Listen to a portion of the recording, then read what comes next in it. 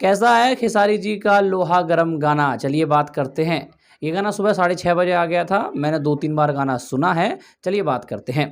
देखिए सबसे पहले गाने के अंदर क्वालिटी है भाई साहब।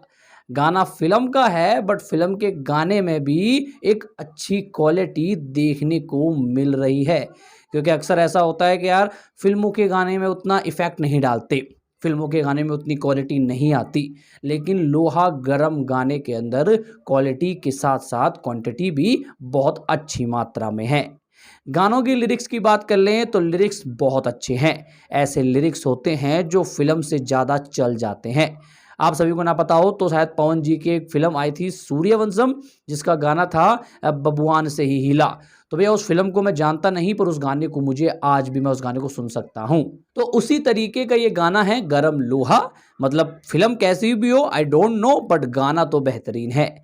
गाने के अंदर खेसारी लाल यादव जी हैं और उनका साथ दिया है आकांक्षा पुरी जी ने। और यकीन मानिए आकांक्षा पुरी जी और खेसारी लाल यादव जी की जोड़ी ने एक बार ये फिर से साबित किया है कि भैया उभरते हुए टाइम में आकांक्षा पुरी और खेसारी जी की जोड़ी बेस्ट ऑफ बेस्ट है। गाने की कोरियोग्राफी की बात करें तो भैया गाने को जिस तरीके से कोरियोग्राफ किया गया है, जिस तरीके से हर एक डांसर आते हैं और डांस करते हैं, जिस तरीके से बैकग्राउंड आर्टिस्ट है, हर एक कलाकार ने बेस्ट काम किया है। गाने को आप देख सकते हैं अपने लैपटॉप, अपने टीवी, अपने फ़ोन में। फ़ोन में शायद छोटा दिखता है तो शायद मज़ा ना आए, बट लैपटॉप या टीवी में देखोगे तो देखने में अच्छा लगेगा ही लगेगा। आकांक्षा पुरी की बात कर लें तो भैया आकांक्षा पुरी बेहद ही सुंदर लगी हैं और भैया आउटस्टैंडिंग परफॉर्मेंस दी है। एक आइटम गर्ल के रोल में शायद वो हैं और वो जची हैं भाई साहब।